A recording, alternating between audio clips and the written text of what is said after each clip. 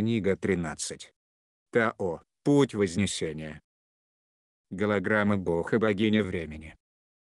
Представители первичного характера времени имеют тенденцию быть великими магами, способными сплачивать большие группы людей для реализации общей цели.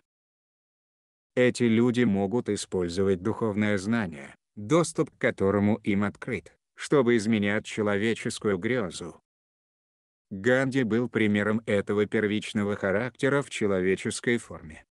Мартин Лютер Кинг — другой пример. В сегодняшнее время, когда доминирует оно, если кто-то из первичного характера времени приобретает большую известность, то, как правило, такому человеку начинает сильно досаждать власть имущая.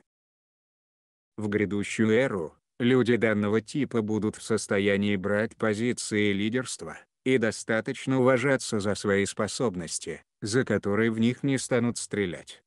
Большинство людей данного характера остаются за кулисами, или работают в университетах как профессора, или занимают посты близко к тем, кто обладает властью, и вместо реализации собственного лидерства, скорее всего, становятся советниками, которым доверяете. В том, что пребывание на передовых позициях небезопасно для людей данного характера, имеется свой смысл. Многие из них являются восходящими. Необходимо посмотреть в лицо собственному страху распятия на кресте, или, другими словами, страху обрести страдания за собственную истину и продвижение по духовному пути. И сделать это необходимо для того, чтобы сознательно полностью выйти из мыслеформы распятия.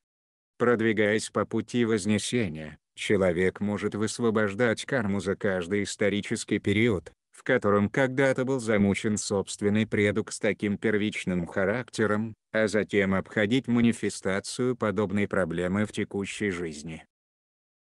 Сердечная коммуникация. Я есть божественное течение времени, выбор времени, синхронизация протекания событий.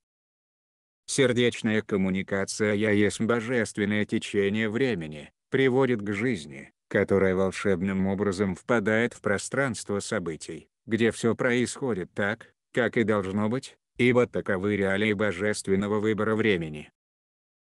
Когда человек действует в сердечных посланиях, идущих от синхронизации жизни, все вокруг подвержено влиянию магии и упорядочено.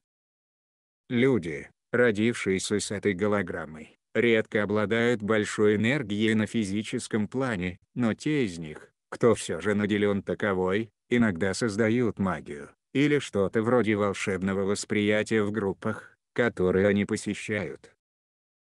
Рожденные с такой голограммой — это настоящие маги, поскольку обладают способностью синхронизоваться с божественным течением времени. Маг организует вокруг себя пространство и течение времени таким образом, чтобы все находящиеся рядом могли синхронизироваться друг с другом и войти в своих жизненных реалиях в коллективную гармонию. Предлагаемая сердечная коммуникация «Я есть единство и я выражаю намерение к единству» относится к носителю единства, голограммы года оленя. Божественная синхронизация — не тот стереотип, который Земля желала бы передать будущим восходящим человеческим мастерам в качестве сердечной коммуникации. Опыт существования показывает, что люди не должны владеть ключами к божественному течению времени, ибо это не входит в ту роль, которую должно играть человечество, или какой-то один вид. Вместо этого, люди будут учиться выравниваться с сердечными ритмами Земли, а также с предлагаемой каждому человеку грезой вознесения Земли. Согласуясь, синхронизируясь во времени с такой грезой, каждый, несмотря на все, окажется в божественном течении времени и магии, со всем окружающим. Данная сердечная коммуникация поэтапно трансформируется в мыслеформу «Я есть единство» и постепенно подводит к тому, что все отношения с окружающими будут выстраиваться в реалиях единства. В единстве все происходит в нужное время и в нужном месте, или другими словами, так, как должно быть и когда должно быть, что есть прямое следствие божественного течения времени и магии.